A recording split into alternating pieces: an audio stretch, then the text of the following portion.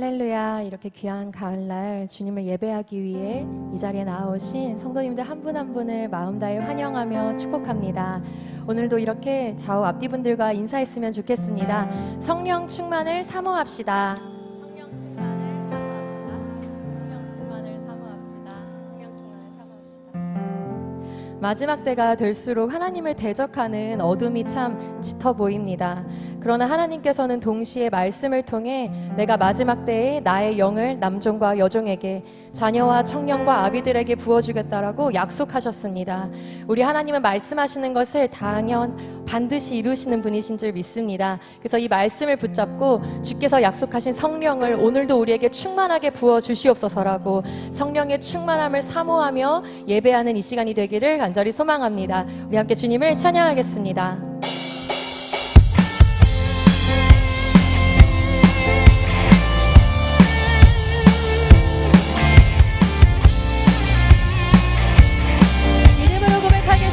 마지막 날에 내가 나의 영으로 모든 백성에게 부어주리라.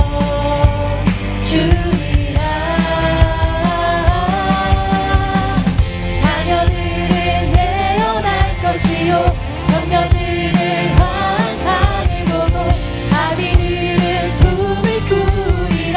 주의 영이 임하며 자녀들은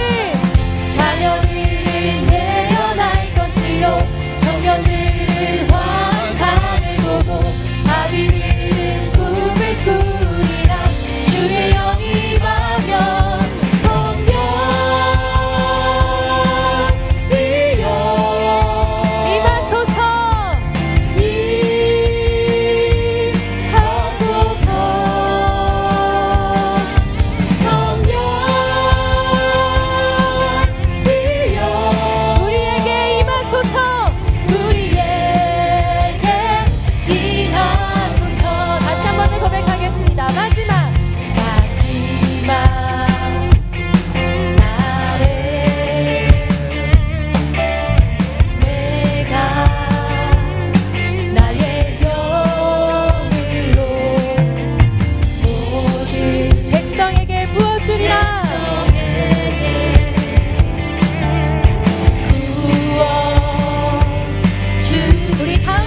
축복하며 선포하겠습니다. 자녀들은 예언할 것이요 청년들은 환상을 보고 아비들은 꿈을 꾸리라. 주의 영이 임하며 자녀들은 예언할 것이요 청년들은 환상을 보고 아비들은 꿈을 꾸리라. 주의 영이 임하며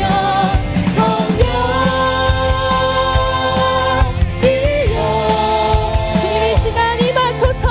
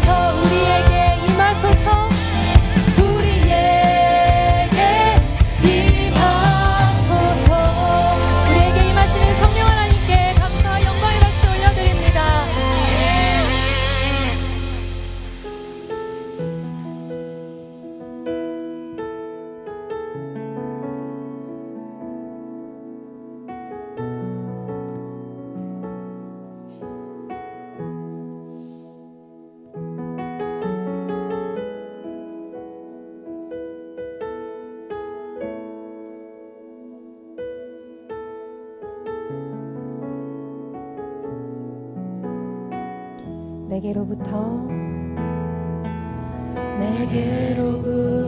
눈을 들어 주를 보기 시작할 때 주의 일을 보겠네.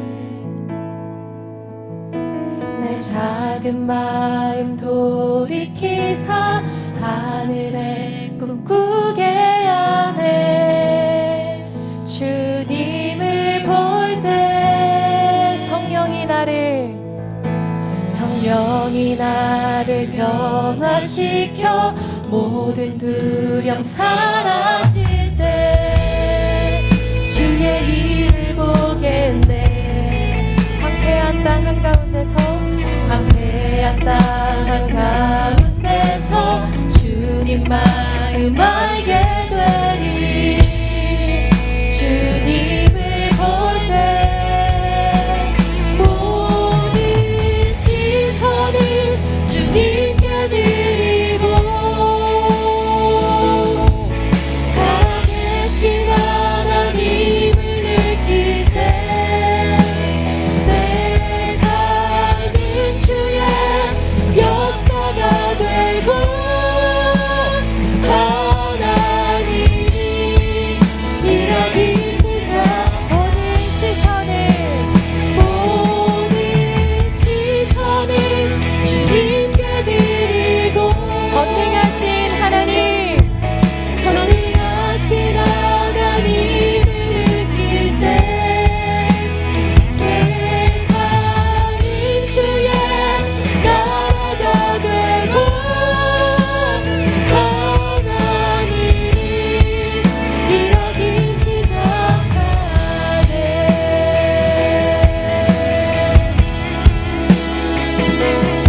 주님을 계속해서 바라보며 고백하며 나아가겠습니다. 주님의 영광 임하네. 주 볼 때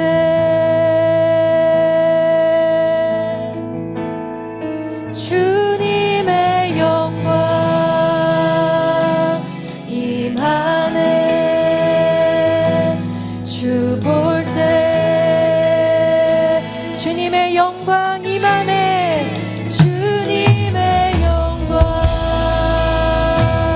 임하네. 우리가 주를 볼 때 주님의 영광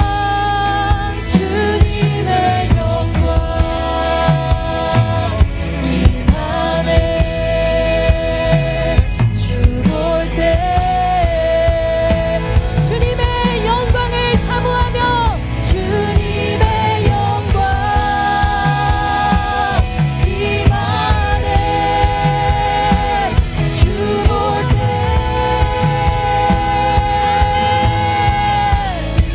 주님의 영광 임하네. 주 볼 때 우리의 시선을 주님께 드리며 나아갑니다. 모든 시선을 주님께 드리고 살아계신 하나님을 느낄 때 내 삶은 주의 역사가 되고 하나님이 일하기 시작. 모든 시선을 주님께 드리고 전능하신 하나님을 느낄 때 세상은 주의 나라가 되고 하나님이 일하기 시작한 이 나라와 민족 가운데 일하기 시작하신 주님께 영광의 박수를 올려드리겠습니다. 주님의 나라이오니 주님의 뜻을 이루어 주시옵소서. 우리의 시선이 계속해서 주님께 고정되게 하여 주시옵소서. 아멘. 자리에서 일어나셔서 임재 찬양으로 나아가겠습니다.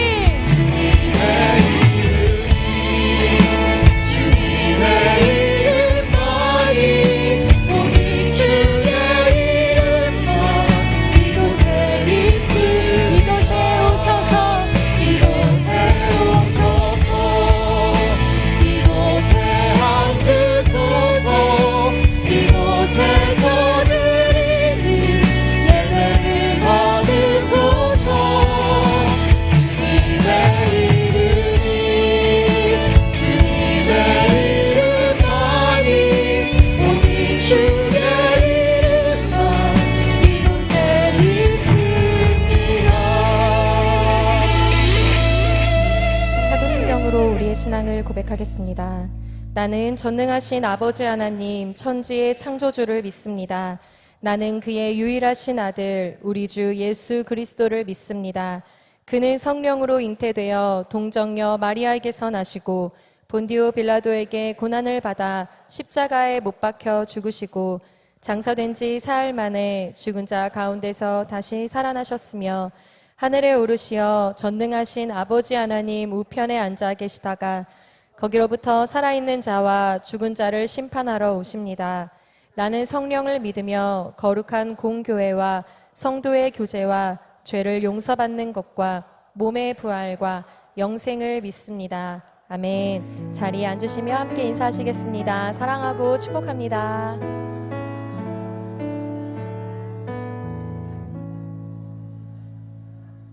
다 함께 찬송가 315장을 드리시겠습니다. 드리신 후에는 김정희 권사님께서 기도해 주시겠습니다.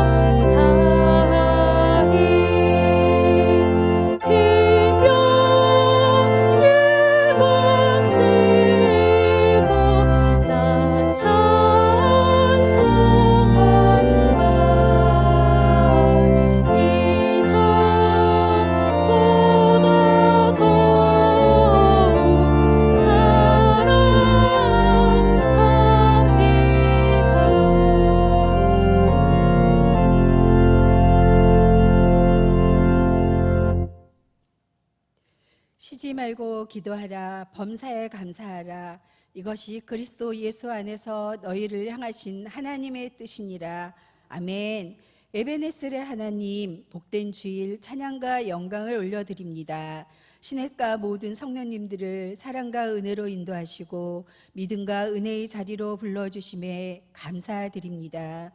9월 마지막 주일 예배로 드리는 기쁨의 예배 속에 경배와 찬양을 흡양하여 주옵시고 풍성한 은혜를 내려 주옵소서. 우리들의 삶의 이유가 되시는 하나님 아버지, 지난 한 주간도 세상에 나가 살면서 믿지 않는 자들과 구별된 삶을 살지 못하고 그들과 어울려 주님을 잊고 인간적인 욕심으로 생활한 것을 고백합니다.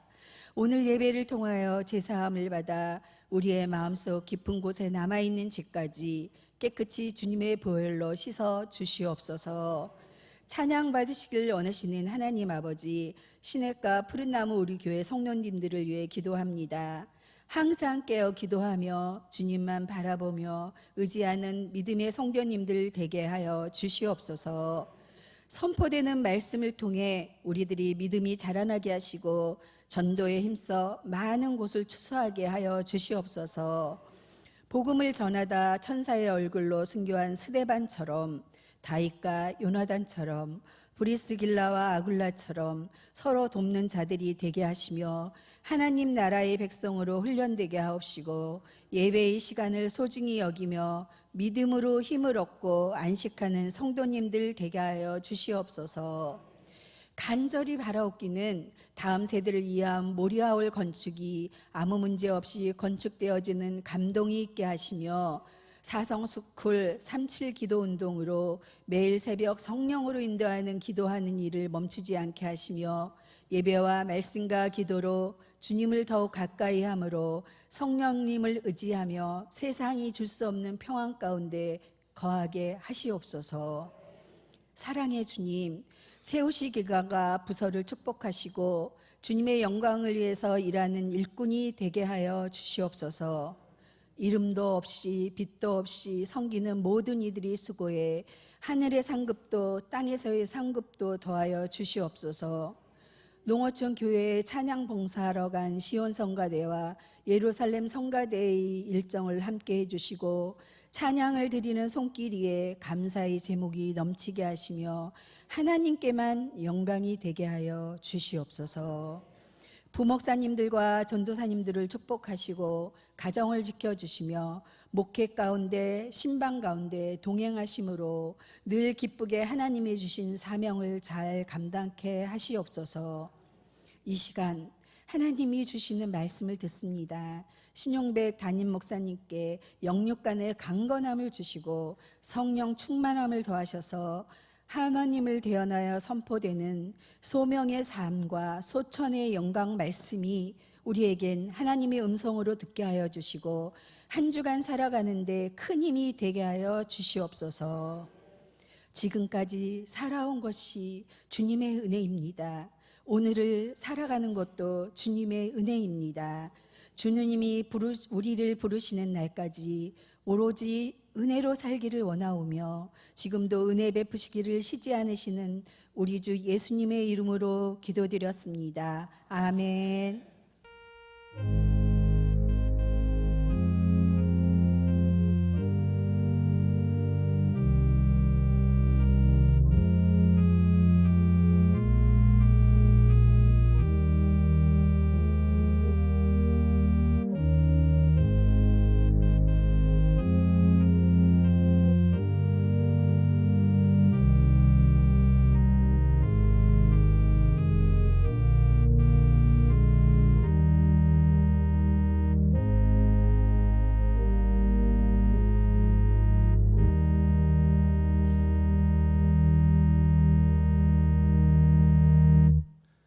할렐루야.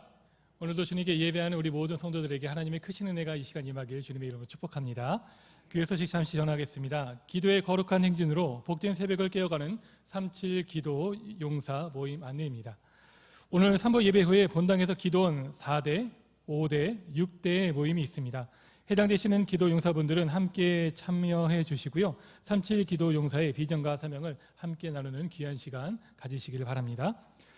두 번째 광고입니다. 서울 마마클럽 연합 말씀 부흥회가 10월 17일 목요일 오후 1시부터 4시까지 용산구에 위치한 3일 교회에서 있습니다. 37 기도운동과 더불어 우리 교회 기도운동의 두 축인 마마클럽 기도에 많은 참여 바라고요. 참여하실 분들은 각층 필경대 신청서에 신청해 주시길 바랍니다. 다시 한번 부탁드립니다. 많이 신청해 주시길 바랍니다. 이에 다른 나머지 광고는 주보를 참고해 주시길 바라고요. 오늘 우리에게 주시는 하나님의 말씀은 사도행전 7장 51절부터 60절까지 말씀입니다. 신약 199쪽에 있습니다. 저와 여러분들이 한 절씩 읽으신 후에 마지막 절 합독하시겠습니다. 사도행전 7장 51절부터 60절입니다. 목이 곧고 마음과 귀에 할례를 받지 못한 사람들아, 너희도 너희 조상과 같이 항상 성령을 거스르는도다. 너희 조상들이 선지자들 중에 누구를 박해하지 아니하였느냐? 의인이 오시리라 예고한 자들을 그들이 죽였고 이제 너희는 그 의인을 잡아준 자요 살인한 자가 되나니 너희는 천사가 전한 율법을 받고도 지키지 아니하였도다 하니라. 그들이 이 말을 듣고 마음에 찔려 그를 향하여 이를 갈거늘 스데반이 성령 충만하여 하늘을 우러러 주목하여 하나님의 영광과 및 예수께서 하나님 우편에 서신 것을 보고 말하되 보라 하늘이 열리고 인자가 하나님 우편에 서신 것을 보노라 한데 그들이 큰 소리를 지르며 귀를 막고 일제히 그에게 달려들어 성 밖으로 내치고 돌로 칠세 증인들이 옷을 벗어 사울이라 하는 청년의 발 앞에 두니라. 그들이 돌로 스데반을 치니 스데반이 부르짖어 이르되 주 예수여 내 영혼을 받으시옵소서 하고 무릎을 꿇고 크게 불러 이르되 주여 이 죄를 그들에게 돌리지 마옵소서 이 말을 하고 자니라. 아멘. 문들아 머리를 너희 머리를 들지어다. 영원한 문들아 들릴지어다. 영광의 왕이 들어가시리로다. 아멘. 예배하는 이 자리 영광의 왕 우리 주님께서 열린 우리의 마음의 문을 여시고 그를 통하여 우리 안에 들어와 주셔서 친히 임재와 자정 그리고 역사와 은혜의 축복을 더하시는 복된 거룩한 성일의 마지막 9월의 예배가 될 줄로 믿습니다. 예. 함께한 여러분 모두 위에 하나님은 그냥 예배를 드리는 행사로 다녀가시는 것이 아니라 주님과의 만남이 이루어지는 실제적인 은혜의 자리가 되길 바라면서 오늘은 예배를 드릴 때 무언가 하나가 빠진 것 같은 예감이 들죠? 예, 무엇이 빠진 것 같습니까? 네, 성가대갑니다. 예. 오늘 2, 3부 성가대, 시온 성가대와 예루살렘 성가대가 저 홍천에 있는 아미교회와 또 진천에 있는 우리 매산교회로 각 성가대가 다 흩어져서 갔습니다. 우리 교회는 1년에 한 번, 최소한에 한 번, 2번 정도는 성가대가 서지 않는 주일로 해서 그 성가대원들이 흩어져서 시골에 가서 할머니, 할아버지들만 모여서 예배하는 자리에서 그들이 함께 예배를 드립니다. 여러분, 우리 어르신들만 계시는 그곳에 우리 아름다운 성가대가 가서 오늘 몇 명이 갔느냐 하면 2부는 60분이 가고요. 3부는 50분 정도가 갔었어요. 그 많은 분들이 가서 아니면 또 이렇게 떨어져서 나눠서 가시기도 하는데 가서 그 시골 예배당에 어르신네들이 한 10분, 20분 정도 되는데 여기는 매산교회는 이번에는 20분 정도가 계시는데 우리가 지금 45분이 갔었어요. 갔어서 예배를 드리면 매번 태산을 넘어 홍콩에 가도 맨날 그 찬송을 그렇게만 부르던 어르신네가 그 성가대의 영광스러운 찬송을 들을 때 돌아가시기 전에 그런 40-50명이 넘는 성가대원의 찬양을 들어보시고 천국 가시겠습니까? 그래서 오늘 찬양을 지금 드리고 있고요. 그리고 예배를 마치면 우리 성가대원들이 자비랑으로 그 어르신애들을 다 정심 진지를 대접해드려요. 그리고 오늘은 보니까 거기에 상당한 지역 주민들이 성가대 구경하러 왔대요. 세상에 사람 귀한 동네니까 여기 오셨대요. 그 오셔서 그분들까지 정심 진지를 다 대접해드리고 그리고 어르신들만 계시니까 전등 하나도 못 가는데 교회 수리 다 해드리고 그리고 선물 보따리 돈으로 사가고 한 걸 다 드리고, 그렇게 해서 오늘 너무너무 귀한 일을 이 시간 지금 하고 있어요. 그래서 오늘 예루살렘 성가대가 계시지 않습니다. 그럼 예루살렘 성가대 계시지 않는 날 그럼 뭘 할까? 여러분, 하나님의 지혜가 떠올랐어요. 우리 교회에 여러분 해금 타는 한의사 한 분이 계십니다. 앞에 나와 계십니다. 지금 해금 타시는 우리 한의사 한 분이에요.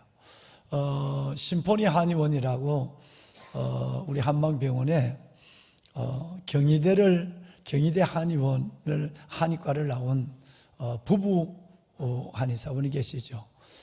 우리 사진 좀 띄워줄까요? 우리 이 사진 아니고 부부 사진부터 먼저 띄워주세요. 네, 아주 멋지게 생기신 우리 이승교 집사님과 우리 앞에 와 계시는 우리 박신엽 우리 집사님, 두 원장님 네 분이 계십니다. 참 귀해요. 이뻐요. 왜냐하면 우리 박경호 선교사님부터 세계 열방에 나가 계신 선교사님들이 여기 와서 특별한 치료를 받습니다. 완전히 회복됩니다. 그렇게 해서 가요. 그런데 내가 얼마나 고맙고 미안하겠어요. 이 일들을 하는데, 그래서 내가 이름을 지어줬어요. 여러분들은 선교사를 고치는 선교사다. 그래서 이름도 이승교, 비슷하잖아요. 이승교와 비슷하잖아요. 그런데 정말 10년 이상을 같이 있어 왔는데 너무너무 그만하고 싶을 때도 있는데 정말 주님 앞에서 중심으로 하세요. 너무너무 귀해요. 그래서 일부 예배가 마치면 이분들이 저희의 사무실에서 한 30명이 넘는 직원들 매주일 치료를 해줘요. 또 주차장에 계시는 분들, 아픈 분들, 식당에 계신 아픈 분들 올라와서 저 방에서 다 치료를 해줘요. 정말 어려운 일을 하고 계세요. 그런데 우리 이승교 원장님 가족 되시는 박신엽 우리 원장님, 우리 박 집사님께서 해금을 하세요. 해금을 해요. 몇 년 전에 해금을 이렇게 하신다고 그러길래 내가 저 해금 소리를 갖고 선교사들의 노래 소명이라는 찬양을 한번 냈으면 좋겠다라고 내가 얘기를 했어요. 그리고 마침 오늘 성가대가 없는 날이라서 마침 이분을 메시고 그 해금을 들을 수 있는 기회가 되면 좋겠다라고 생각을 했어요. 그런데 하나님이 이때를 위해서 벌써 예정을 했어요. 뭐냐면 우리 박신혁 집사님께서 원래 좋은 일들이 있었어요. 원래 2월 달에 말이에요. 우리 해금 프로젝트의 펀 시즌 2에서 전국에서 아마추어 경연대회에서 전국대회 1등을 했어요. 사진 나오잖아요. 예, 감사합니다. 계속 박수 치면 부담이 더 된다니까 지금. 1등을 했어요. 그리고 시즌 1, 2 전국 대회에서 수상한 사람들끼리 또 어디에서 큰 연주를 또 했어요. 지금 모습이 나오는데, 이렇게 해서 아주 원래 마침 오늘 찬양을 하시기 위해서 원래 이런 일들로 인증을 하겠단 말이에요. 실력을 키우게 하고. 그래서 오늘이 성가대가 안 계신 날이라서 우리 모두가 성가대에서 찬양할까 하다가 언젠가 하면 꼭 우리 교회 안에서 찬양을 연주해 주십시오 라고 부탁을 했는데, 그래서 오늘이에요. 그래서 어제 제가 오후에 해금 소리가 나오길래 나와보니까 소명이라고 하는 선교사들의 노래 이해하시죠? 2014년인가요? 터키에서 독일 틸만 선교사가 설교를 하는데 앞에 있던 개종한 무슬림들이 갑자기 앞으로 나와서 4명이 손을 뒤로 묶고 발을 묶고 손가락부터 잘랐죠. 14토막을, 몸을 14토막을 잘랐어요. 마지막에 자른 것은 목을 잘랐어요. 그래서 그 어마어마한 사건이었습니다. 이거는 그때의 그 사건 이후에 그 사건이 바로 지하에 있던 크리스찬들이, 터키는 무슬림 국가니까 지하에 있던 기독교인들이 일어나서 장례식을 메고 I am 크리스찬, 나도 그리스도인입니다 라고 드러난 사건이었고, 3일 장례를 하는데 오늘 우리가 지난주에 이어서 본 스테반 집사님의 무덤까지 그 시신을 메고 가면서 3일 동안 불렀던 노래가 사명이라는 이제 연주할 곡이에요. 어제 이 곡을 연주하고 있는 거예요. 그래서 내가 나와서 선곡을 누가 하셨냐? 남편이 매니저거든요. 그래서 남편이 선곡을 하냐 그랬더니 목사님 몇 년 전에 목사님이 하라고 그랬잖아요. 내가 부탁해놓고 늦어버린 거예요.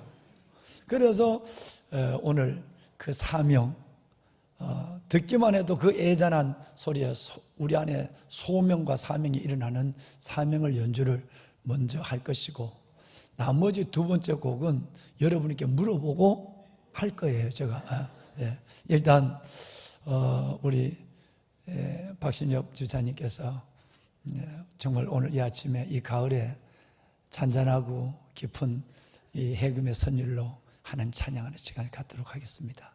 우리 김지혜 자매님이 반주를 하시겠습니다. 우리 박수로 청할까요? 네, 감사합니다.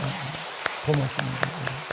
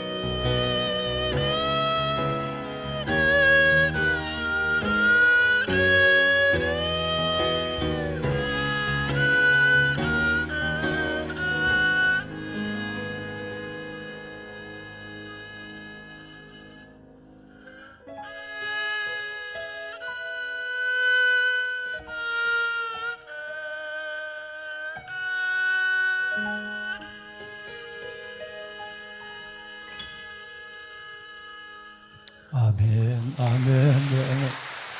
네, 네, 고맙습니다. 하나님 감사합니다. 네, 잠깐만 좀 앉아 계시면 어떨까요? 네. 여러분 은혜가 되지요. 네.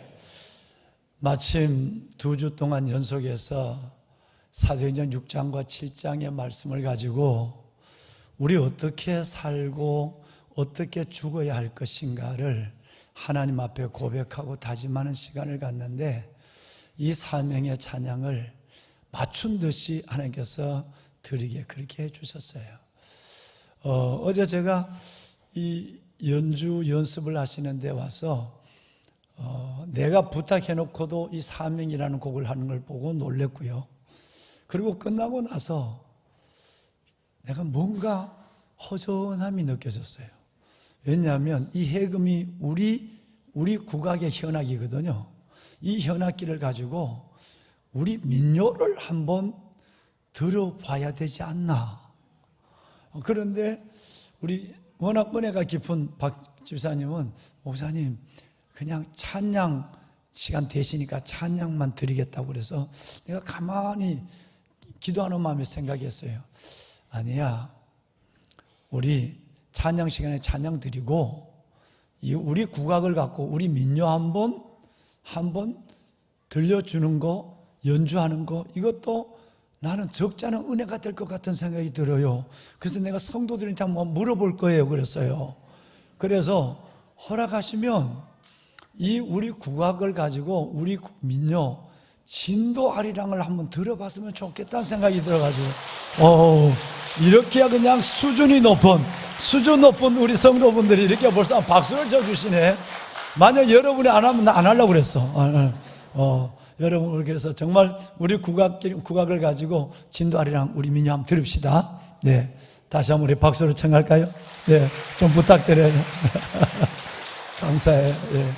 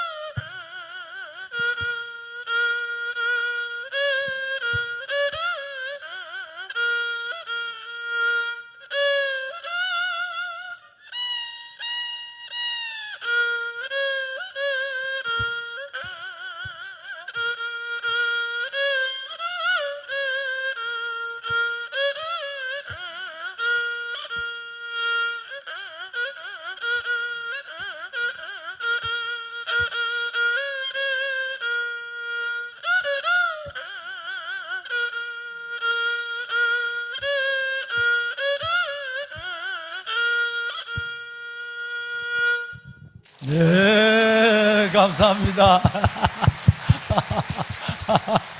고맙습니다. 네네. 네, 감사해요. 앞으로 국악도 찬양도 많이 들려주세요. 자, 우리 이승교 원장님, 이 원장님, 그거 잠깐만 있어봐요. 두 분 있어봐요. 두 분 있어서 실물로 인사하고 들어가야지. 자, 차렷 인사. 네, 감사합니다. 은혜가 됐어요. 네, 고맙습니다. 그거 진도 아리랑 나오니까 2부 예배 때는 바로 박수가 나오던데 3부는 참 점잖은 분들이 많아요. 네. 진도 아리랑 우리 연주하기 잘했죠? 네. 정말 그 가락이 벌써 아마 이 찬송하는 매우 절제된 이 현의 움직임으로 기교를 넣지 않고 찬양을 했거든요. 바로 연주가 국악이 나오니까 바로 기교가 들어가서 나오잖아요. 나는 연세 드신 권사님들이 춤을 출 줄 알았는데 끝까지 자기를 눌리고, 아니야, 춤추면 안 돼. 잘하셨어요. 그것도 수준 있는 거예요. 여러분 감사합니다. 보배로운 여러분, 하나님은 실패하는 사람은, 실패자는 써도 포기하는 사람은 쓰지 않습니다. 하나님은 실패 속에 주저앉아 엎드려 있는 사람을 일으키는 법을, 일으키는 능력을 성경에서 끝없이 말씀하고 있지만, 주저앉는 법, 포기하는 법을 말씀한 경우는 신구약 66권 중에 한 군데도 없습니다. 다시 말하면 하나님은 어떤 일이라도 내가 실수했든지 아니면 내가 계획했든지 내가 원했든지 원하지 아니든 간에 내가 실수한 일들에 대해서 포기만 하지 않으면 하나님 안에서 그것을 다시 하나님은 일하십니다. 그래서 2주 전에 여러분과 나눈 말씀에서 여러분 절대 포기해서 안 됩니다.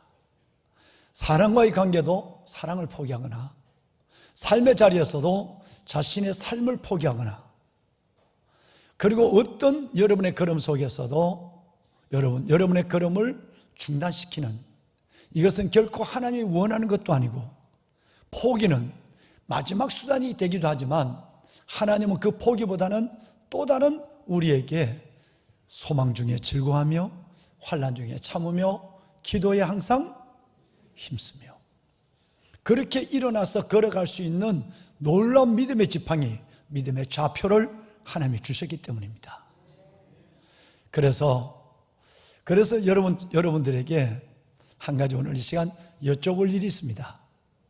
지난 시간 여러분과 함께 나누었던 제자들의 사역의 네 요소, 아니 우리가 살아가는 이 삶 속에 우리가 반드시 가져야 될 삶의 네 가지 자세 중에 성경에 나타난 사건, 그 사건을 통해서 배울 수 있는 네 가지 중에 첫 번째가 뭐라고 제가 말씀을 드리고 우리가 함께 나누었는지요? 첫 번째가 뭐였죠? 네, 그렇습니다. 감사합니다. 정말 많은 분들이 기억해 주시고 말씀해 주셔서 정말 감사드려요. 포기해서는 안 된다. 구제를 하다 문제가 생겼어요. 헬라파, 히브리파가 갈라졌어요. 원망이 일어났어요. 사탄의 마지막 수단, 첫째는 박해. 이 박해의 어려움을 이겼던 이 사람이, 이 공동체가 자체의 분열에서는 여지없이 무너지고 마는가? 라고 할 때에 믿음의 우리 선배들이 어떻게 멋지게 이것을 통과하고 포기하고 그만둬 집어치워 구제하다 좋은 일 하다가 남 도와주다 어려움을 당할 때 할 필요가 뭐 있어? 그만두는 것이 자가정 좋은 방법이지만 이 방법을 선택하지 않았다는 거예요. 그리고 오히려 첫 번째는 일을 중단하는 것으로 문제를 해결하는 것은 가장 어리석은 방법이라는 말씀을 나눴고요. 두 번째는 책임의 소재를 따지거나 책임을 전가하지 않았어요. 세 번째는 좀 더 적극적인 방법으로 그 일을 할 수 있는 구제사업부 평신도들을 세웠어요. 마지막 네 번째는 우리 신앙의 근간, 우선순위의 말씀과 기도, 이 부분에 더 집중하게 되었어요. 이것이 1세기 우리 선배들이 우리에게 가르쳐준 교훈이었어요. 첫 번째가 포기하지 않는 거예요. 포기하지 않아야 될 이유가 있습니다. 늘 여러분과 함께 나눴던 말씀인데 왜 우리는 어떤 어려운 가운데도 어떤 극복하지 못할 삶의 문제와 눈물 골짜기에 있어도 중단하지 않아야 될 이유는 첫째는 여러분이 말씀하실 차예요. 하나님 안에 버려진 사건이었기 때문입니다. 이 일이 내게 일어나지 않아야 될 것이고 저놈을 내가 만나지 않아야 될 것이고 내가 이 상황 속에 빠지지 않아야 될 것인데 아무도 문제를, 고난을 원하는 사람은 아무도 없거든요. 그런데 내 실수 때문에 만남이 있었고 내 실수 때문에 그 문제가 터져서 내 삶이 휘청거리고 삶을 내려놓아야 될 상황까지 간다 할지라도 만약에 여러분과 저가 엔토크리스토스, 그리스도 안에 우리가 있다고 한다면, 하나님 안에 있다고 한다면 어떤 사건도 절대 버려진 사건은 아닙니다. 성경대로 표현하면 합력하여 선을 이루십니다. 믿으시죠? 우리 이걸 믿는 거예요. 그래서 10년 이상이나 우리는 이것을 예배 때마다 기회가 있을 때마다 고백했어요. 이것이 포기하지 않아야 될 첫 번째 이유, 버려진 사건이 아니니까 이것도. 두 번째는 하나님은 뭐보다 크다? 내가 당하고 있는 문제, 내가 당한 실패, 내가 당하는 이 어려움보다 하나님은 문제보다 훨씬 큰 분이에요. 우주 만물을 만드신 창조주 하나님, 나를 구원하신 구원자 예수 그리스도는 이 모든 것보다 크신 분이에요. 그러니까 하나님이 해결하지 못할 문제가 없고요, 하나님 안에 이겨내지 못할 상황이 없다는 거예요. 하나님 문제보다 크시다는 거예요. 이것이 포기하지 않을 두 번째 이유입니다. 세 번째 이유가 뭘까요? 하나님은 언제나 선행하신다. 나는 지금 문제 가운데 정신이 없고 눈을 뜰 수 없고 길을 걸어갈 수 있는 힘조차 없지만 벌써 하나님은 이 문제를 지나 그 앞에서 나를 기다리고 있고 내게 손을 내밀고 계신단 말이에요. 임마누엘, 동행하시고 여호와 니시, 이 문제 속에서 여호와 니시, 승리케 하신 하나님이 벌써 나와 함께하고 있는 거예요. 그래서 어떤 어려움이 있어도 포기하지 않아야 될 이유는 이 세 가지. 하나님은 문제보다 크시다, 하나님 앞에 버려진 사건은 없다, 하나님은 늘 선행하신다. 포기하지 않는 거예요. 저는 어제 설교를 준비하면서 19년 전에 제가 어떤 책을 본 것이 기억이 나서 서재실에서 이 책을 찾았어요. 이 책 이야기를 좀 하고 싶어요. 전화 받으세요. 예. 부디 예배 시간에는 앞에 스크린 대로 좀 해주면 좋겠어요. 전화는 꼭 좀 우리 권사님들 자신 없으면 부목사님 도움을 받으면 돼요. 예. 정말 해주세요. 예.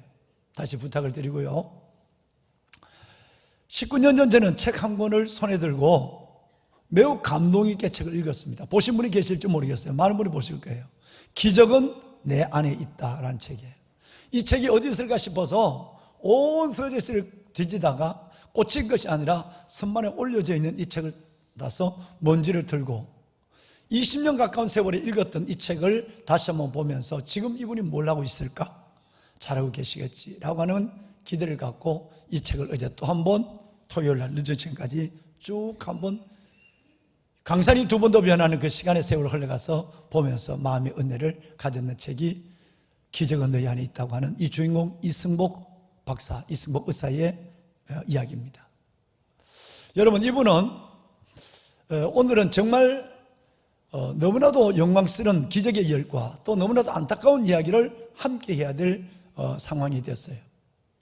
여러분, 이분은 8살 때 아버지를 따라 미국으로 이민을 갔어요. 그러니까 1.5세대가 된 거죠, 이민. 1.5세가 됐는데 그가 가다 보니까 말이 안 통하니까 흑인들로 백인들로 모두에게 놀림을 당하고 아이가 죽겠다는 말을 입에 달고 아침에 일어나서 밥도 안 먹고 학교 갈 일이 걱정이 되니까 그런 아이에게 놀라운 재능이 하나 발견됐어요. 체조였어요. 그는 체조를 시작하게 되고 11살 때부터 그는 놀라운 체조의 은사가 드러나게 되었어요.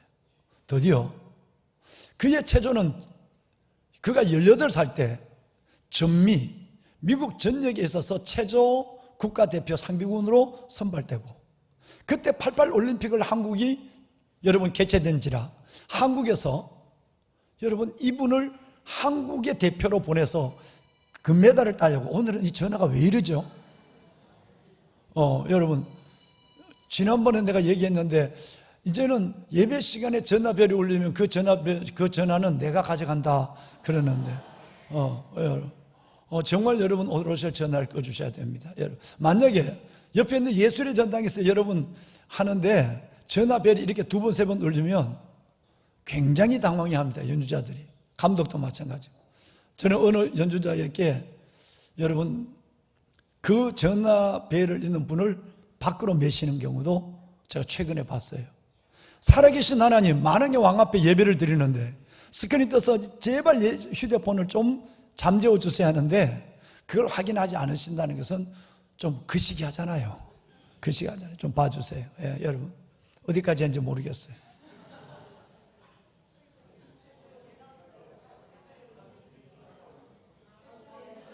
한 사람이 얘기하세요. 한 사람. 예. 이렇게 말씀해 주셔야 돼요. 예.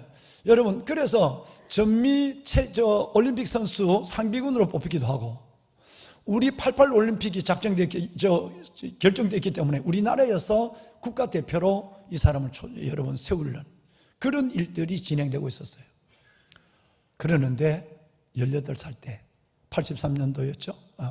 그가 고난도의 회전을 연습하다가 그대로 떨어지면서 매트 위에 턱이 꽂혔어요. 그래서 목이 부러졌어요. 그래서 사지가 마비가 됐어요. 정말 이 청년, 이 학생인데 이 아이에게 온몸을 못 쓴다, 꿈이 날아갔다 라는 것은 어마어마한 세상을 잃어버리고 삶을 잃어버린 거예요. 그런 가운데서 이 이승복이라는 이 청년이, 그 청년이 끝내는 여러분 삶을 포기하는 생각들을 하게 되죠. 그때 그를 일으켜 준 것은 재활이었어요. 10개월 가까운 9개월이 넘는 재활 기간 동안에 살아야 되겠다는 생각으로 재활을 받는데 이 재활은 뼈마디를 다 꺾어내는 것이고 살찜을 뜯어내는 만큼 재활은 어려웠어요. 그 눈물에 하루에 6시간, 7시간 동안 눈물을 흘리는 그 시간, 이 재활의 결과로 팔을, 휠체어를 안 채워주기만 하면 끌 수 있는 팔이 움직이고 손가락이 3개를 빼내놓고 손가락이 거의 움직일 수 있는 수준이 됐단 말이에요. 이제 재활의 혹독한 시간을 경험하니까 공부하라 라는 말이 들려왔어요. 아무리 세상에 어려운 일이 있어도 내가 재활할 때 내 살과 뼈를 찢어놓는 만큼 어렵겠느냐. 그래서 그 재활의 고통을 생각하면서 공부를 하기 시작했어요. 이를 악물고 말이죠. 그는 뉴욕대를 들어갔어요. 그는 여러분 콜럼버스 대학을 들어가고, 그리고 그는 세계에서 유명한 의대, 다트머스 의대를 수석으로 들어가서 수석으로 졸업했어요. 여기서 그는 끝나지 않았습니다. 하버드 의과대학에 들어가서 인턴십을 했는데 KBS에서 5부작을, 이분의 일생을 5부작을 해서 방영을 했거든요. 그런데 그때 그 전에 미국에서 AP통신과 여러분 타임지, 그리고 여러분 수많은 매체들이 이 사람의 전설 같은 이야기를 매스컴으로 전하기 시작을 했어요. 하버드 의대에서 인턴 과정을 수석으로 마치고 곧바로 세계적인 병원, 가장 부자들만 간다고 하는 존스 홉킨스 병원의 재활의학과 교수로, 여러분 교수 겸 의사로 근무하게 됐어요. 어마어마한 영광이었어요.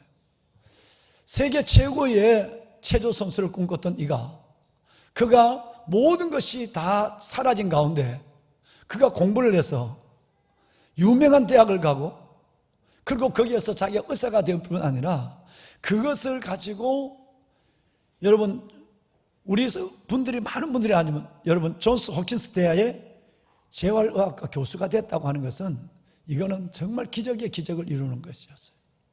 문제는 그가 이렇게 할 수 있었던 이유는 바로 뉴욕대학교 2학년 때 어느 선교사님이 그에게 전한 복음을 들었기 때문이었어요. 이제 이따 영상을 보시겠습니다만은 그의 인생을 마치 목을 다쳐서 인생이 180도 변한 것처럼 그의 삶 전체의 삶의 자세가 달라지게 된 사건이 이것이었고, 어떤 고난 속에 포기하지 않는, 중단하지 않는, 멈춰서지 않는 용기를 넘어 힘을 갖게 한 사건도 주님을 알게 된 사건이었습니다. 이 이야기를 여기까지 저는 19년 전에 읽었습니다. 그런데 오늘 아침 9시 반에 저는 다른 소식을, 그리고 저는 이 책을 읽고 지금도 59세니까 여러분 존스 홉킨스 대에 여전히 교수로 계시는 걸로 알고 있었어요. 자, 오늘 이제 그 이야기를 영상을 먼저 보도록 하겠습니다. 방송실 도와줄까요?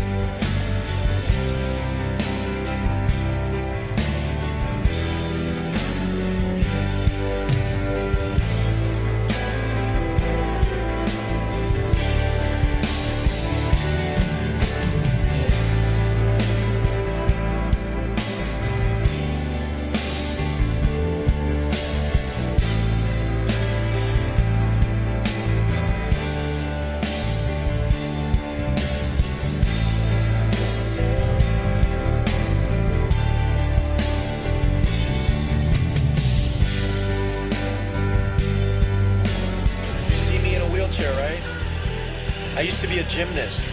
I used to represent Korea in international competitions, training for the Olympics, and I got injured. I fell down and I broke my neck. But that didn't stop me from wanting to do what I wanted to do. And I wanted to help people like yourself. And here I am. So you can do it too, okay? God's going to be on your side. You've got plenty of loved ones by your side here. You've got the best people here in the world working with you. Doctors and therapists and nurses. Okay? So keep your faith and keep strong.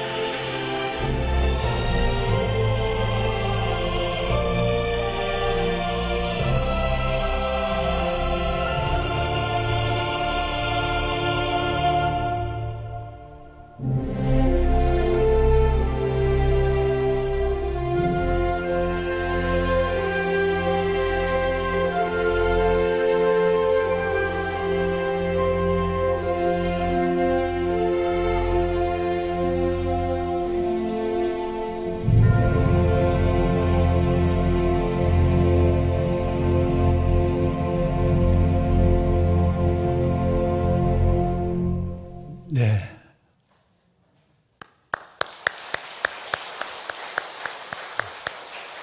정말 이 책에 20년 전 나온 이 책의 제목처럼 기적은 내 안에 있습니다.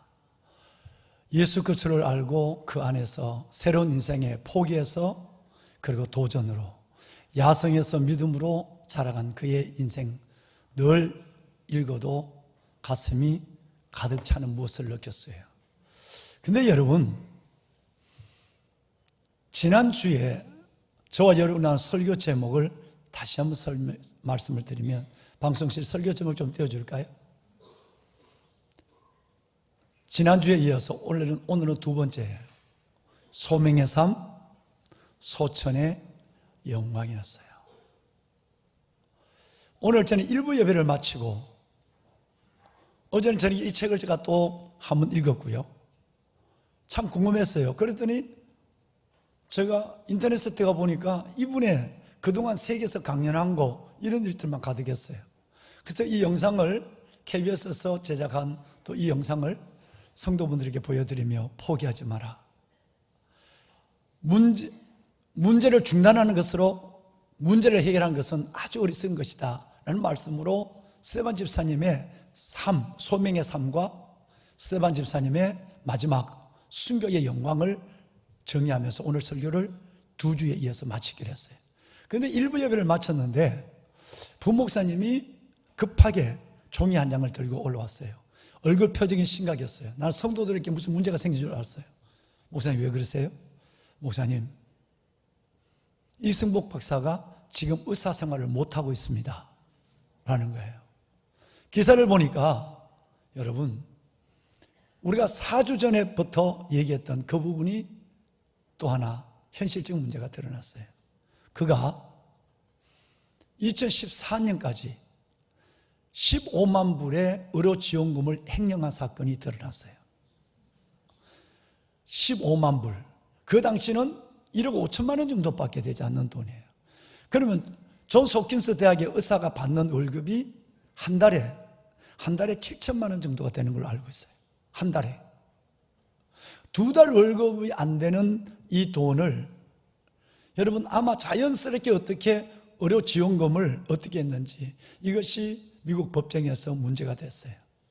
그래서 이것을 다 변제를 11만 불을 변제를 하고 그런 가운데서 지금 의사 면허가 정지되어 있는 상태다. 의료를 하지 않는 상태라는 최근의 정보를 받았어요.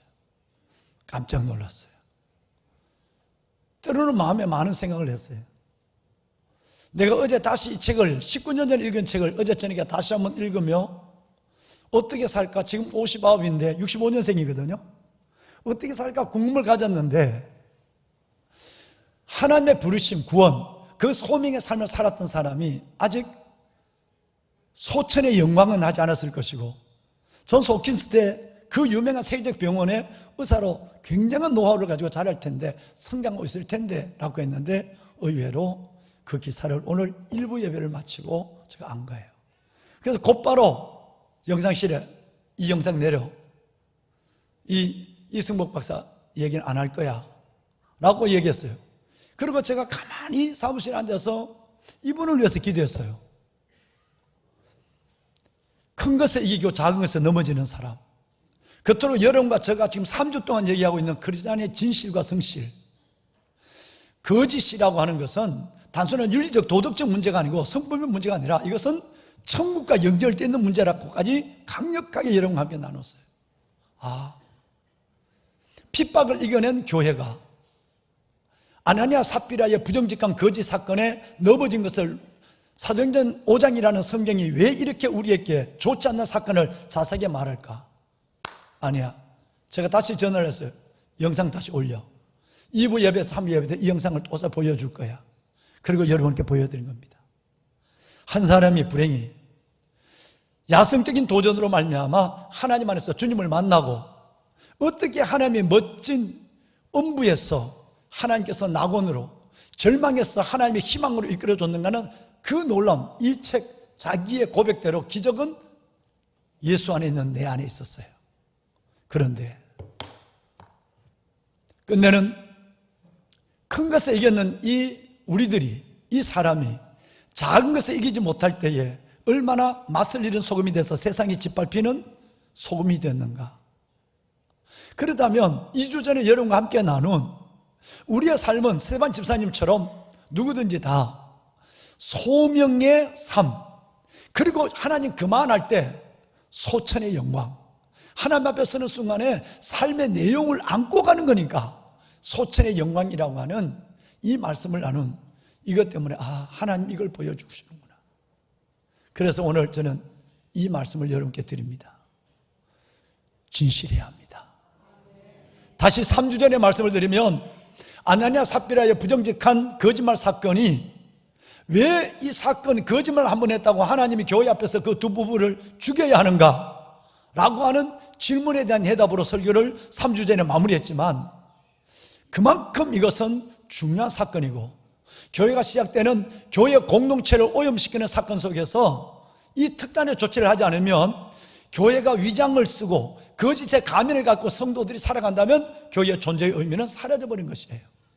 이렇게 훌륭한 사람이, 여러분, 이렇게 세계적인 AP통신, 뉴욕타임즈, 한국의 KBS 5부작을 해서 이렇게 하고 담임 목사도 그 바쁜 시간에 군에서 한 번, 어젯밤에 늦은 시간까지 한 번을 읽어가는 이 책의 주인공이 이렇게 2달 월급밖에 안 되는 그 돈에 그 진실을 잃어버리고 미국은 용납을 하지 않으니까 신분도 필요 없어요.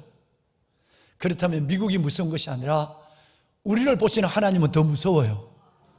여러분, 우리 정말 진실해야 돼요. 부르심, 소명으로 사는 거예요. 그리스도인으로 사는 거예요. 빛으로 사는 거예요. 소금으로 살아야 되는 거예요. 그래야 여러분 큰 것도 이기고 적은 것도 이기는 거예요. 그 어마어마한 큰 것에 이기고 2달치 월급도 안 되는 것에 넘어져서 모든 걸 잃어버리고 있는 이 삶이 이분의 삶일까요? 저는 그렇지 않습니다. 얼마나 많은 그리스도인들이 거짓 속 위선으로 하나님을 모욕하고 하나님의 영광을 가리는 삶을 자연스럽게 살아가고 있는지, 여러분, 하나님께서 우리에 대한 이분의 얘기 아니라 우리의 얘기로 우리는 들어야만 하는 것입니다. 그렇습니다. 그러면 진짜 형 더브라더, 진짜 이 형이, 여러분, 이 형이 아니라 진짜 형이 성경에 있어요.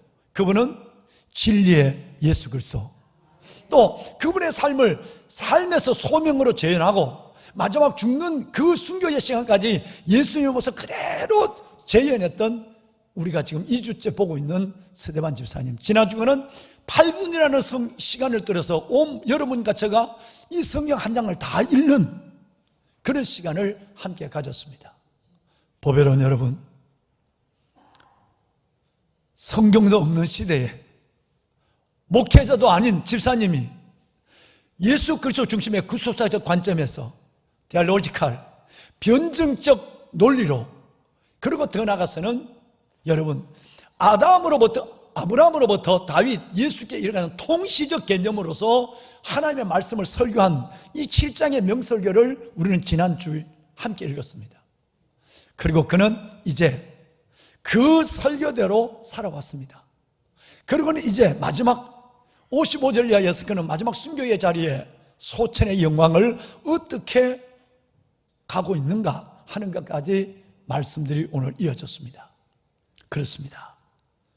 여러분, 많은 사람이 죽을 때는 같이 슬퍼하는 사람이 둘러서 있고, 많은 사람이 죽을 때는 거룩한 찬송가가 들려지고 있고, 열린 하늘문을 바라보며 주님의 보좌를 바라보지만 스데반 집사님의 죽음은 전혀 그렇지 않았습니다. 지난주에 말씀 올린 대로 그는, 스데반 집사님은 자기의 죽음을 슬퍼하는 친구들께 둘러싸여서 죽은 것이 아니라 이를 갈고 자기를 죽이려고 달려드는 원수들에게 둘러싸여서 그는 죽었습니다. 스데반 집사님은 거룩한 찬송을 들으면서 죽은 것이 아니라, 여러분, 손에 돌멩이를 들고 저놈 죽여버리자 라고 하면서 폭도들의 외침과 고함, 절규와 여러분 야유를 들으며 그는 죽었습니다. 그는 포근한 침대, 포근한 베개를 베고 죽은 것이 아니라 그의 머리를 여러분 주먹만한 단단한 돌이 머리를 내리치고 머리부터 온 사지에 피를 흘려가며 그는 고통 속에 순교하여 주의 품에 안겼고, 그리고 곧바로 주님의 품에서 깨어났습니다. 그의 죽음은 마지막 소명의 소처는 못 쓰은 일이었습니다. 그는 자기가 설교를 했어요. 오늘 읽지 않았습니다만은 지난주에 읽은 것처럼 그의 설교에 보면 이런 말이 있어요. 자기 하나님이, 요셉의 얘기를 하면서 자기 하나님이 요셉을 보냈지만 요셉을 대적한 사람은 남이 아니라 그 형제들이 요셉을 대적했어요. 이 얘기를 설교했잖아요. 지난주간 보셨잖아요. 모세를, 자기 하나님이 모세를 보냈지만 모세를 대적한 것은 같은 동족이었어요. 자기 하나님이 예수님을 이 땅에 보냈지만, 여러분, 예수님을 영접지 아니하고 예수 그리스도의 십자가에 못 박은 것은 바로 그 자기 백성 유대인들이었습니다. 그리고 자기 하나님이 스데반 집사님을 이 땅에 보냈지만 스데반 집사님을 죽인 사람은 적그리스도가 아니라 스데반 집사님의 설교 중에 7장 2절에 부형들이요, 이 말은 굉장히 존경하는 형제 자매 여러분 할 때 쓰는 말이 부형들이라는 얘기예요. 그가 부형들이여 라고 부르며 존경하고 높여줬던 그들의 돌에 이어서 오늘 순교를 당한 거예요. 즉 그의 이 어마어마한 순교의 현장은 너무나도 무서웠고 슬펐습니다. 그런데 지난주에 말씀을 드린 것처럼 여러분, 이 순교 현장 속에서 스데반 집사님이 피를 흘리고 돌에 맞아 머리가 깨져서 터져서 죽는 그 자리에 그의 얼굴이 어땠느냐는 거예요. 그는 사형장에 끌려가는 사형수의 모습이 아니라 결혼식장에 걸어 들어가고 있는 신랑의 모습으로 여러분 순교를 했다는 거예요. 성경이 이것을 그렇게 지금 증명하고 있지 않습니까? 예수의 믿음의 비밀이 무엇인가? 소명으로 살고 소천의 영광을 얻는 사람의 마지막이 어떤 것인가를 보여주는 거예요. 뿐만 아니라 정죄를 받아 죽어야 될 사람의 모습이 아니라 마치 여러분 죽지 않는 천사의 얼굴을 가지고 그는 죽은 것이었습니다. 승리자는 스데반 집사님을 죽인 자가 승리자가 아니라 그 사람의 손에 죽은 스데반이 최후의 승리자였습니다. 스데반의 이름은 스데파노스라고는 원어 성경에 보면 스데반의 이름이, 우리 성경에는 영어로 번역이 되면 스데판 이렇게 되어 있지만 원어에 보면 스데파노스라 되어 있어요. 스데파노스란 말은 면류관이라는 뜻이에요. 진짜 이름값을 한 거예요. 하나님 누가 이 이름을 지어줬는지 모르지만 내 이름이 면류관이에요.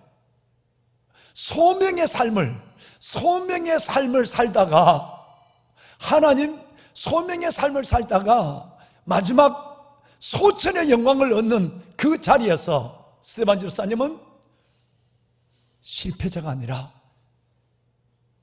패인이 아니라 승리자의 모습으로 이름 그대로, 자기 이름대로 면류관을 쓴 하나님의 종이 되었습니다. 여러분, 말씀을 마무리하겠습니다.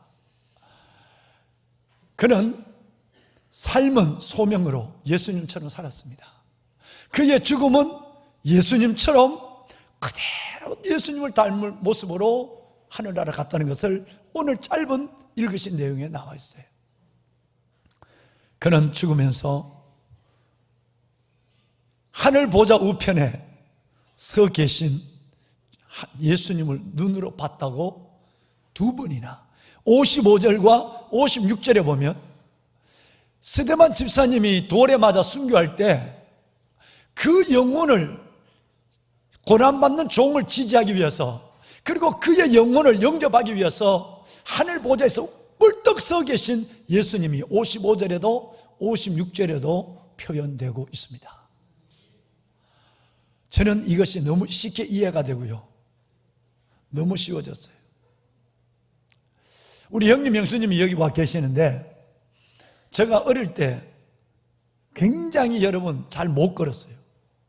우리 어머니 얘기하면 돌 때도 못 걸었고요, 나는 사람은 아이들이 뛰어다닐 때 난 이제 이제 붙잡고 서는 정도였어요. 제가 9번째 마지막으로 태어났는, 모든 기력이 다 빠지고 난 나예요. 저를 불쌍히 여겨 주셔야 돼. 여러분, 그런데 이것 때문에 노그스타처럼 그때부터 운동을 하고, 중학교 시험 칠 때는 턱걸이를 4번 했어요. 고등학교 시험을 칠 때는 턱걸이를 11번 했어요. 지금은 턱걸이를 20번 합니다. 이게 박수 받을 일은 아니, 박수 받을 일은 아니. 내가 여러분 약했다니까. 여기. 그러니까 약하기 때문에 절대 남에게 피해를 주지 않아야 된다는 생각이에요. 육군사관학교 있을 때 육사생도들하고 1500m 오래 달리기 해서 4학년하고 해서 제가 무려 11등을 한, 200명이 달려서 23살 먹은 아이들과 11등을 하고, 3사관학교에 갔을 때 생도들하고 다 달려서 제가 톱 10 안에 들어왔어요. 걷지도 못한 내가. 근데 이건 지금 얘기예요. 끝없이 시간만 있으면 이 사람하고도 걷습니다. 왜? 혹시라도 제가 여러분의 짐이 될까 봐. 내가 자식이 없기 때문에 내가 아프면 누구에겐가, 자녀가 아닌 누구에게 짐이 된다면 곤란한 문제가 생겨요. 그래서 저는 저를 더 관리를 하죠. 근데 이건 지금 얘기고, 초등학교를 들어갔어요. 이 가을에 운동회를 해요. 우리 형님이 어제 오면서 내가 땅콩을 껍질채로 삶은 걸 제일 좋아하거든요. 그래서 생땅콩을 껍질채로 이만큼 가져왔어요. 그걸 통째로 삶을 거예요. 까서 삶는 것이 아니라 껍질채로 삶아서 까먹을 때 물이 툭툭 튈 때 그 맛이 따봉이에요. 이때가 되면 땅콩과 홍시와 밤을 삶아서 초등학교 운동회가 열려요. 운동회가 이러면 저는 매번 4명이 뛰면 4등이고 5명이 뛰면 5등입니다. 지난번 얘기했지만, 그래서 달리기 할 때에 용배기가 들어가는 조는 일단 한 명은 먹고 들어가는 거예요. 그래서 조를 나눌 때에 아이들이 계속 손들어요. 용배기가 우리 조에 오라고. 여러분, 그러니 여러분 얼마나 내가 힘들었겠어요. 아니어도 할까 뛰면 꼭 주간에 가다 넘어져요. 4학년 때까지 한 번도 안 넘어지고 뛴 애가 없어요. 누가 넘어뜨려서 아니라 내가 내 다리에 꼬여서 넘어져요. 그런데 우리 아버지는 참 어려웠어요. 제가 운동회 때 되면, 이 막내가 운동회 하면 우리 아버지는 흰 두루마기를 입으시고 검은 갓을 쓰고 오세요. 그러면 친구들이 내보고 용배가 너희 할배 왔다 이러는.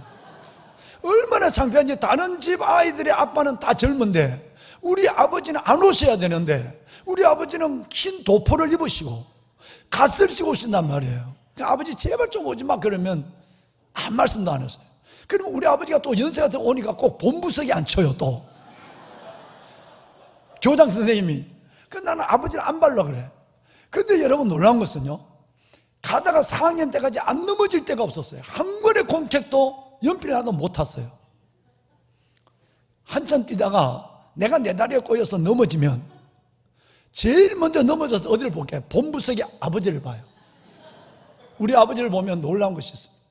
나는 이 성경이 어떤 유명한 호크마, 메투엘리, 주석을 보지 않아도 이 성경이 내게 확 이해가 된 것이 뭔지 아세요?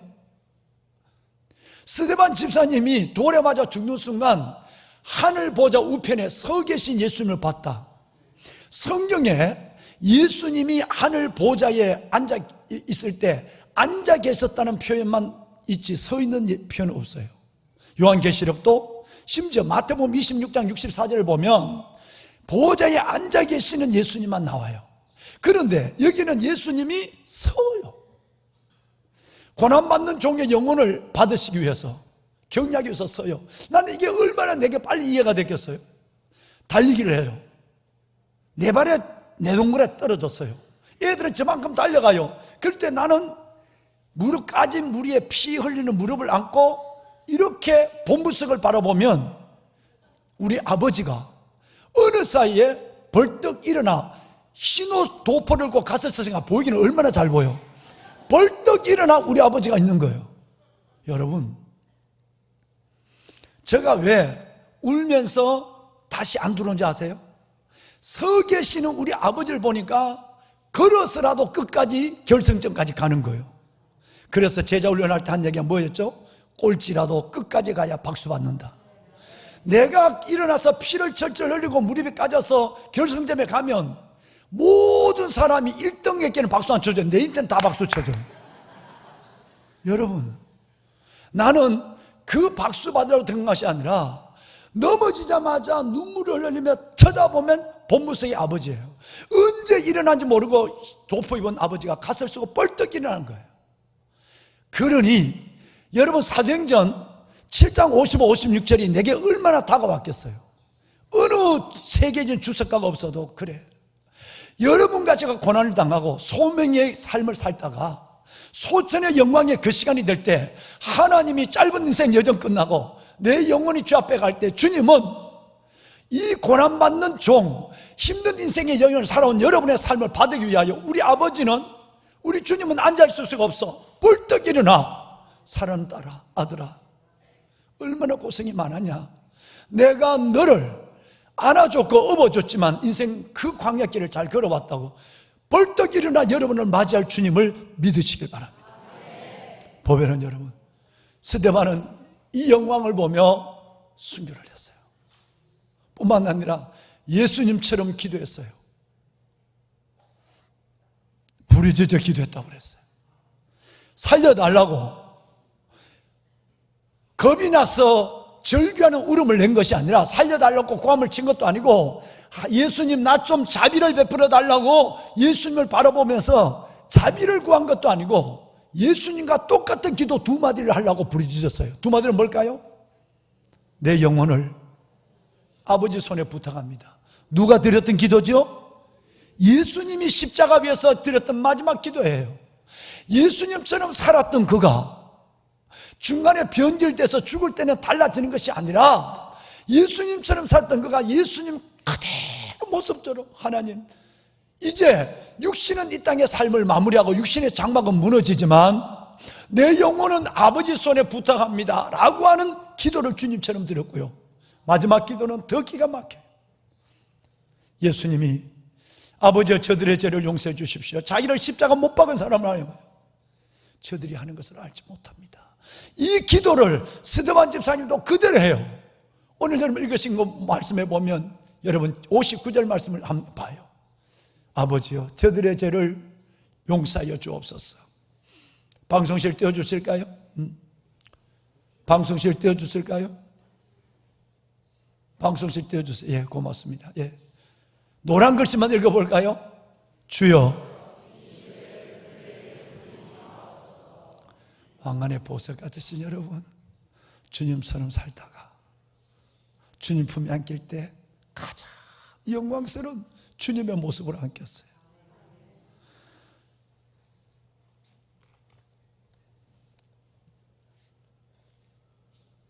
제가 어제 수백 년 전에 우리 선배는 이 죽음을 어떻게 표현했을까 싶어서 큰 책을 다 찾아봤어요. 스폴츠 목사님이 죽음을 이렇게 얘기했어요. 방송실 좀 띄워주세요. 한번 읽을까요?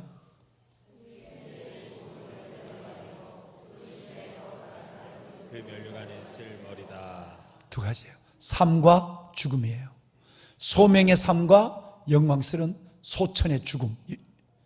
그런데 끝까지 달려갈 길을 다 가고 이렇게 내가 휘청거리지 않고 하나님 앞에 달려갈 끝까지 승리하는 만몬의 영, 돈의 유혹에 넘어가고 어떤 것으로부터 오염되지 않는 영혼을 유다서 1장 20절 21절 말씀처럼 붙잡고 살아가면 그 승리의 죽음은 스데반 집사님 이름 그대로 뭐라고요? 면류관이에요. 여러분 면류관의 주인공이 되시길 바랍니다. 그런데 이 면류관은 어디에 써야 되죠? 발에 면류관을 걸칩니까? 손에 들고 서나요? 면류관을 쓰는 머리는 뭘까요? 그 면류관을 쓰려면 삶이 거룩해야 돼요.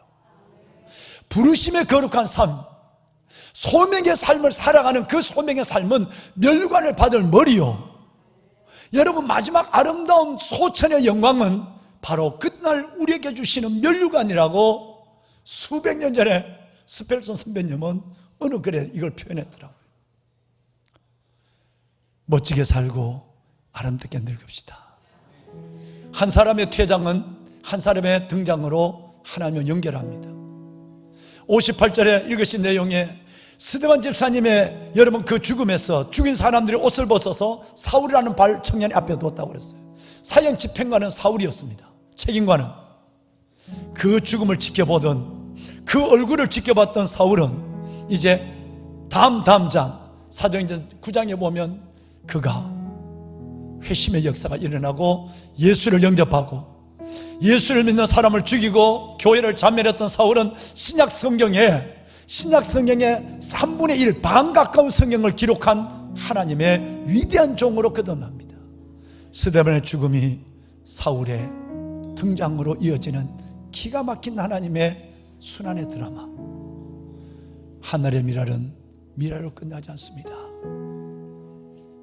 멋지게 살고 아름답게 늙고 영광스럽게 갑시다. 부르심 소명의 삶, 그리고 그 여러분 소천의 영광을 가지고 주 앞에 서는 날까지 여러분의 믿음이 중단되지 않았기를, 은혜를 붙잡고 살아가는 여러분의 소중한 삶이 되기를 축원합니다. 기도합시다.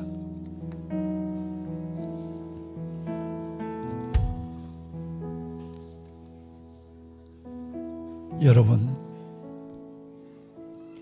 2주 동안 우리는 하나님의 사람 스데반 집사님의 삶을 나누었고, 오늘은 그의 죽음, 그의 끝이 어땠는가를 함께 나누는 시간을 예배로 갖습니다. 주님, 내 걸음, 내 삶의 여정을 붙잡아 주옵소서. 오늘 박신재 집사님이 연주했지만 부르심의 사명으로 살아가는 내 인생 되게 하옵소서. 나만을 위해 살고 나만을 위한 인생의 걸음이 아니라 부르심 하나님의 뜻 가운데 순종하는 그 삶에 내 자신을 드리기를 작정합니다. 그리고 언젠가 달려갈 인생의 여정이 끝난 그날, 그때 소천의 영광, 때를 따로 돕는 은혜의 보좌 앞으로 살아온 우리가 그 영광을 안고 주님 앞에 설 수 있도록 나의 주님 앞에 서는 삶의 끝을 영화롭게 하여 주옵소서. 끝이 좋아야 다 좋은 것입니다. 파이널 라인, 오메가 포인트가 내 인생의 모든 것을 말해줍니다.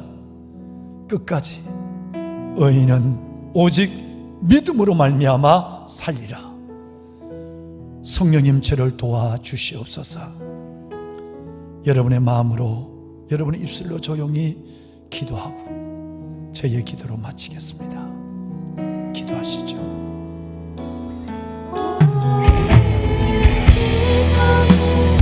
하나님,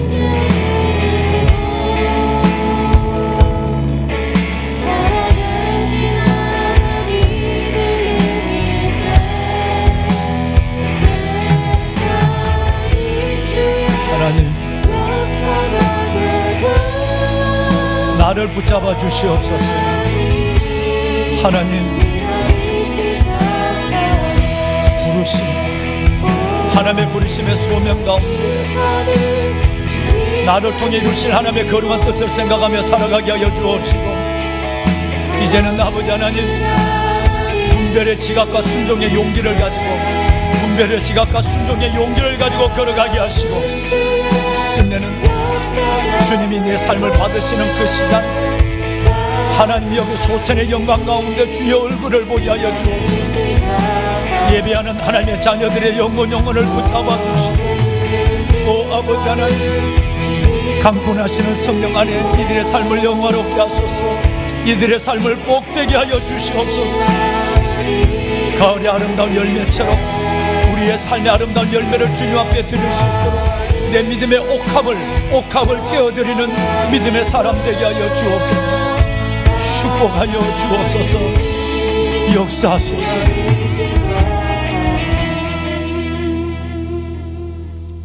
도우소서. 성령님이여, 그렇게 살게 하여 주옵소서. 성실과 진실의 삶이 나를 떠나지 않게 하여 주옵시고, 부르심 그 소명이 하나님의 뜻 가운데 순종하며 분별의 지각과 순종의 용기로 살아가는 나의 인생의 남은 날들이 되게 하옵소서. 아빠 아버지 하나님, 달려갈 길 다가고 믿음을 지킨 이후 나를 부르시는 그날, 불언간 그날이 내게 올 텐데, 하나님 가장 영광스러운 하나님 소천의 영광 가운데 주님의 얼굴을 볼 수 있도록 끝이 아름다운 영화로운 주의 백성들의 모든 삶이 되게 하여 주옵소서. 이제는 우리 주 예수 그리스도의 은혜와 하나님 아버지의 무한하신 사랑하심과 성령님의 감화 감동 충만의 역사가 오늘 아버지의 날 거룩한 주일 주 앞에 나와 영과 진리로 예배를 드리고 말씀을 받고 나가는 왕관의 보석 같은 성도들 머리 위에, 저들의 남은 생애 위에, 가장 아름다운 저들의 인생의 끝 위에 이제부터 영원토록 함께 하시기를 간절히 축원하옵나이다. 아멘. 하나님 주님을 바라보게 하시고 믿음의 주여 온전케 하신 예수를 바라보자. 그는 앞에 있는 기쁨을 위하여 십자가를 참으사 부끄러움을 잊지 아니하시고 하나님 보좌 우편에 앉으시고 너희가 피곤하여 낙심치 않기 위하여 죄인들이 같이 자기에 대하여 오래 거역한 일을 오래 참으신 예수를 생각하며 주님만 바라보게 하여 주옵소서. 하나님이여 도우소서. 믿음의 자녀들을 붙잡으소서. 믿음의 자녀들을 붙잡으소서. 믿음의 자녀들을 축복하소서. 주의 백성들을 기억하소서. 내 작은 마음도